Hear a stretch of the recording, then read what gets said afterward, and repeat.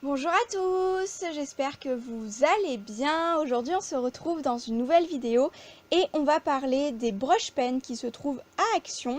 Donc ce sont comme des pinceaux à réservoir d'eau, sauf qu'à l'intérieur il y a de la peinture et j'avais envie vraiment de les tester parce que je suis vraiment tombée amoureuse des couleurs, je les aime vraiment beaucoup. Ils sont à 99 centimes du coup le lot de 4. Il y a différentes couleurs et comme je vous l'ai montré dans mon haul Action la semaine dernière, j'ai pris les couleurs rose foncé, rose clair, violet et bleu, donc celles où je scrape le plus.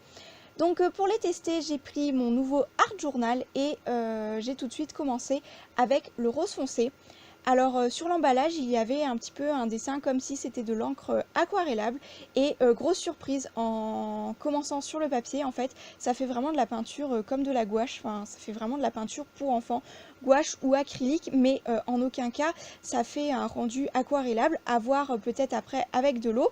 Mais là j'ai commencé à tester et également grosse surprise, le pinceau en fait est très rigide, impossible d'appuyer dessus pour faire couler de la peinture et également il n'est pas dévissable.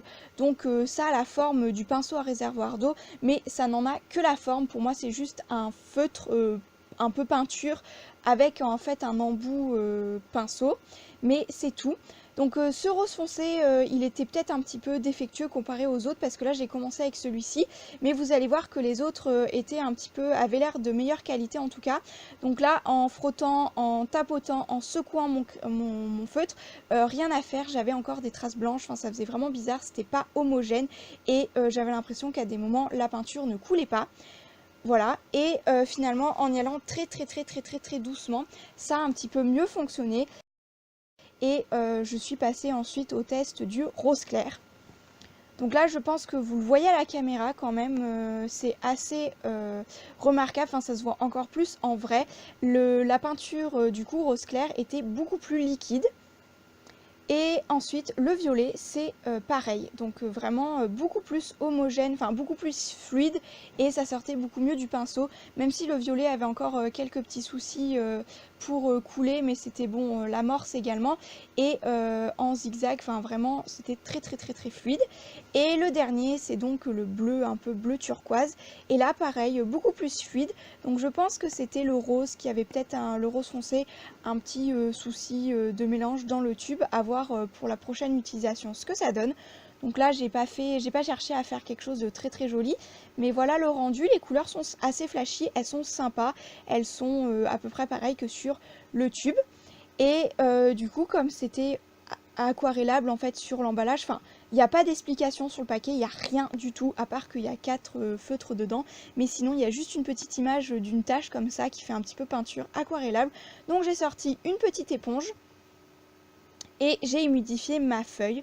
Donc j'ai tamponné directement sur le papier, j'ai fait couler de l'eau, mais ça n'a pas bougé, ça fait vraiment un feutre, ça fait même pas feutre à l'eau parce que le feutre à l'eau finalement ça bave, et là à peine, donc ça fait vraiment peinture comme si elle était déjà sèche, pardon, mais du coup je pense que c'est pas du tout aquarellable, je pense que vous le constatez par vous-même également. Donc je vous remontre comme au début l'emballage en fait carton, ça fait vraiment comme une tache de peinture aquarellable, mais ça n'en est pas. Mais bon, tant pis, pour le prix 99 centimes, on va dire qu'ils sont corrects, mais ça ne tient pas ses promesses, enfin en tout cas le packaging, il n'aurait pas fallu mettre cette tache un petit peu effet aquarelle, mais même si ma page est pas très jolie, enfin ça rend pas, j'aurais pas eu idée de faire ça, j'ai pas réfléchi ma page, rien du tout, mais je me suis dit pourquoi pas continuer ma page de Art Journal. De toute façon je l'ai fait dans mon carnet pour. Alors j'ai repris mon pchit d'encre Aladdin, donc e-zink, c'est un violet, et cette fois-ci j'ai retiré en fait le petit spray du tube, comme ça il y avait beaucoup moins d'encre dedans, et j'ai fait des tout petites giclures d'encre comparé à la page de gauche. Je pense que vous la voyez quand même bien à l'image. Donc la page de gauche a été faite avec des feutres à l'eau et de l'eau, et justement ça fait vraiment un effet aquarelle, un effet très pastel, et c'était à peu près les mêmes couleurs, enfin vous voyez que c'est toujours mes couleurs de base. Et j'ai écrit une petite citation, donc sur celle de gauche: hier tu avais dit demain. Donc dans mon art journal j'aime vraiment beaucoup écrire des phrases un petit peu style motivation ou des petits rappels, hier tu avais dit demain. Ça permet de ne pas trop procrastiner. Enfin, je pense, pour ma part, c'est comme ça que je fonctionne à écrire les choses.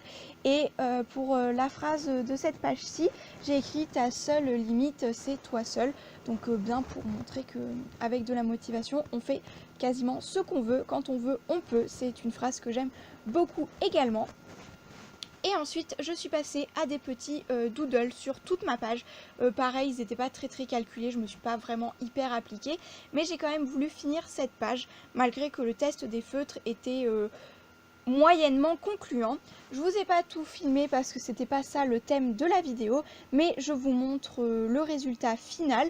J'espère que cette vidéo vous aura plu, que ça vous aura peut-être donné des idées, et puis que ça vous aura un petit peu montré ce que c'est que ce produit qui vient de chez Action.